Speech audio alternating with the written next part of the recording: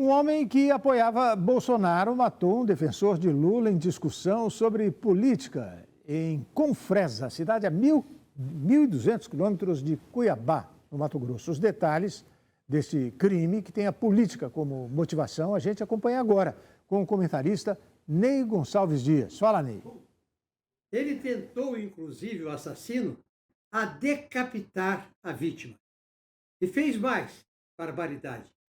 Ele fez vídeo, filmou e fotografou a vítima agonizante, diz a polícia. Está preso. Nós já tivemos violência lá em Foz do Iguaçu, no Paraná. Tivemos violência na Baixada Fluminense. Agora em Mato Grosso. Domingo, jornalistas foram ameaçados na Avenida Paulista, em São Paulo, principalmente repórteres e equipes de emissoras de televisão. O prefeito do Rio de Janeiro, Eduardo Paes, nesta sexta-feira, pediu providências às autoridades eleitorais e policiais para um grave problema que está acontecendo no Rio de Janeiro e na Baixada Fluminense.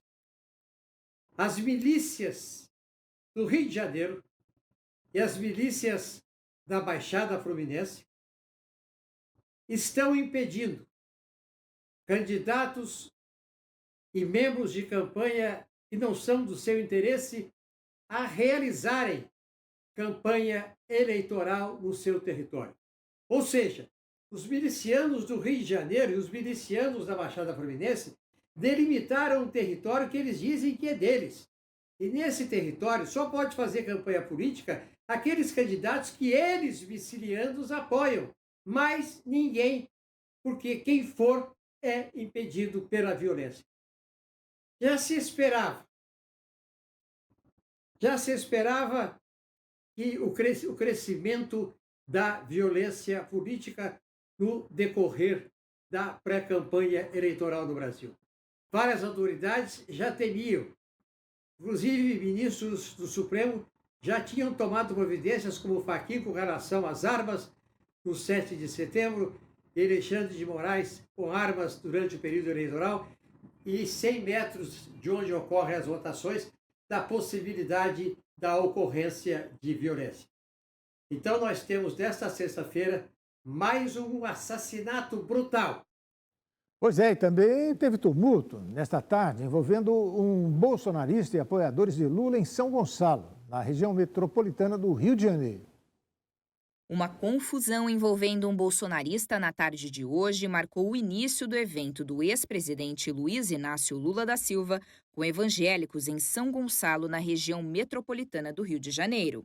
Lula ainda não havia chegado ao evento quando o tumulto aconteceu.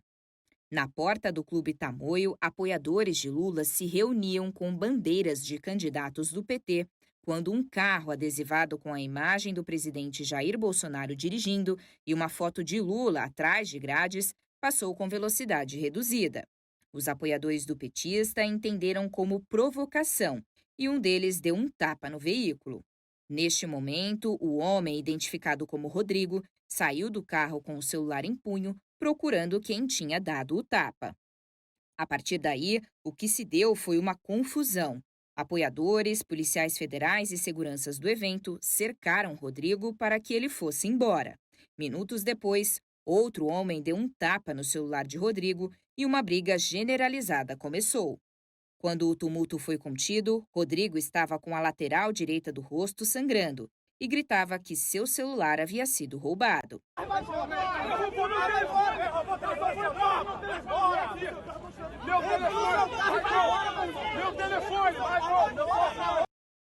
Não houve registro de ocorrência.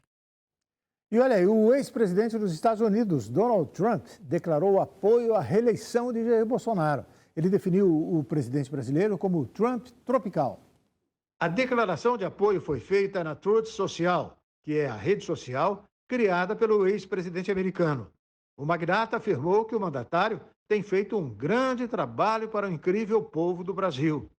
Em sua publicação, ele disse ainda que, quando era presidente dos Estados Unidos, não houve nenhum outro líder que o chamasse mais que Jair Bolsonaro, buscando cortes de tarifas e impostos, renegociações comerciais, fortalecimento de políticas de drogas e de fronteiras, ajudas militares, inclusive. Trump finalizou a publicação dizendo que o presidente Bolsonaro ama o Brasil acima de tudo. Jair Bolsonaro declarou em diferentes situações que é um admirador do ex-presidente americano. Em 2020, quando Trump disputou a reeleição pela presidência dos Estados Unidos, Bolsonaro expressou sua preferência pelo então candidato republicano. O ministro Luiz Fux fez um desabafo em seu último dia como presidente do Supremo Tribunal Federal. O ministro Luiz Fux comandou na quinta-feira a última sessão de julgamentos do plenário em sua gestão na presidência do Supremo Tribunal Federal. O biênio de Fux, na presidência da Corte, se encerra na próxima segunda-feira, dia 12, quando passará o cargo para a ministra Rosa Weber. Em seu discurso, Fux lamentou as mortes durante a pandemia de Covid-19, falou dos desafios da Corte com o cenário virtual e as vitórias conquistadas durante sua atuação.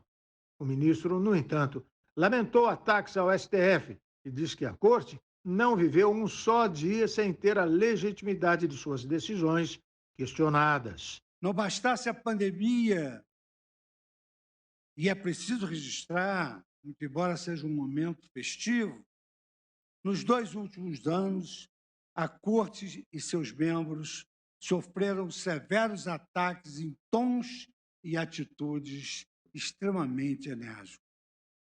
Não houve um dia sequer em que a legitimidade de nossas decisões não tenha sido questionada, seja por palavras hostis, seja por atos antidemocráticos. Fux ainda continuou em seu discurso de despedida.